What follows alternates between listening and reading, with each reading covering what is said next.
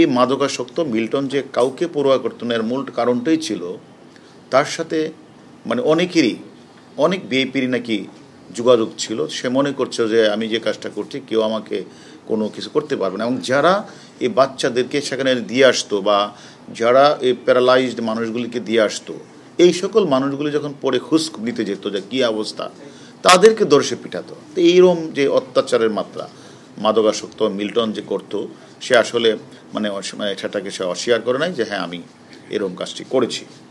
যার কারণে আমরা সে যে আপনারা দেখেছেন সে যে 900 লাশের কথা বলেছেন, এই 900 লাশও কিন্তু সে বলেছে হ্যাঁ আমি বলেছিলাম, এটা বলেছিলাম যে ওই যে সোশ্যাল মিডিয়াতে এগুলি কথাগুলি বললে হয়তো অনেক মানুষ আমাকে টাকা দিবে, টাকা পাঠাবে এবং সে টাকাটা সে পেত। তখন আমরা বললাম 900 লাশ কোথায়, হিসাব কোথায়? সে রেজিস্টার দেখাতে পারে নাই, কোথায় কবর দিয়ে সেটা দেখাতে পারে নাই।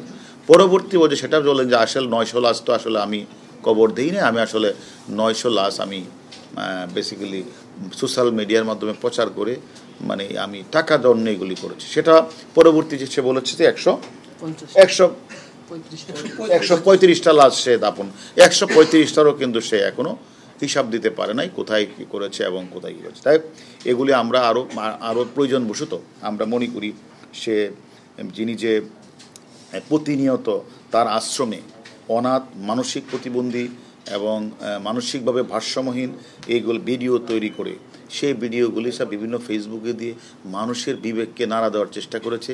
এবং বিবেকবান মানুষ যারা এই সকল দেখে, যারা অত্যন্ত মানবিকভাবে তারা সেই টাকাগুলি বিকাশের মাধ্যমে, নগদের মাধ্যমে তার অ্যাকাউন্টে পাঠিয়েছে। তাদের উদ্দেশ্যটা ছিল এরকম, যেহেতু সে মানবতার ফেরিওয়ালার কথা বলছে, বৃদ্ধ প্যারালাইজ মানুষকে সেবা দেওয়ার কথা বলছে, ভালো ডাক্তার দেখাবে বলছে, এই কারণে অনেকেই তাদের কাছে টাকা পাঠিয়েছে।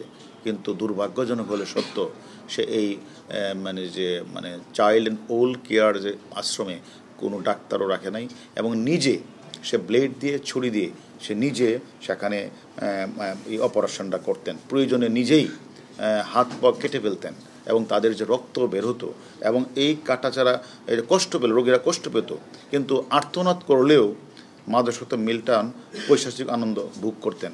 ব্লেড এবং ছুরি দিয়ে কাটাছাড়ার কারণ অধিক রক্তকরণ ও মিল্টনের আসলে প্রাণান্ত হৃদয়কে নাড়া দিত না এবং অনেকে এরকমভাবে মারাও গিয়েছেন। তো এই সব কিছু আমরা বের করেছি।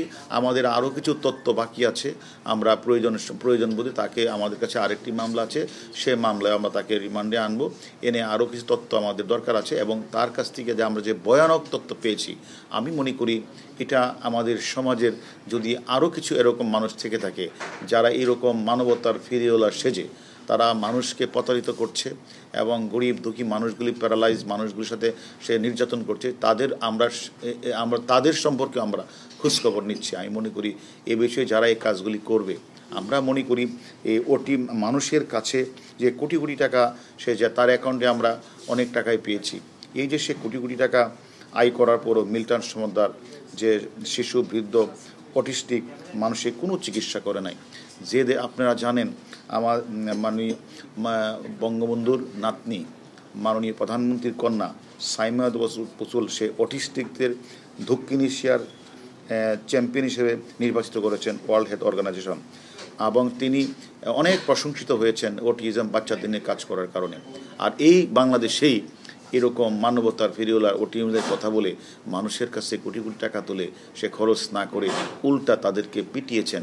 এটা অত্যন্ত দুঃখজনক।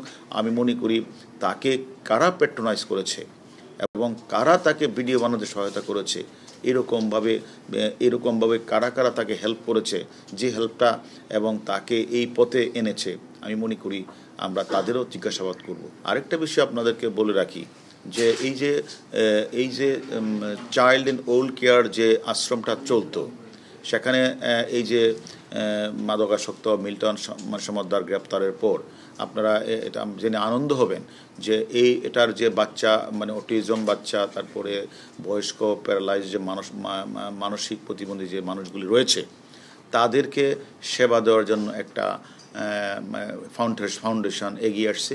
তারা এখন আমরা খোঁজ নিয়ে জেনেছি, বোধহয় আপনারাও খোঁজ নিলে জানবেন, এখন এদেরকে ভালো খাবারও দেওয়া হচ্ছে এবং তাদের চিকিৎসারও ব্যবস্থা করা হচ্ছে।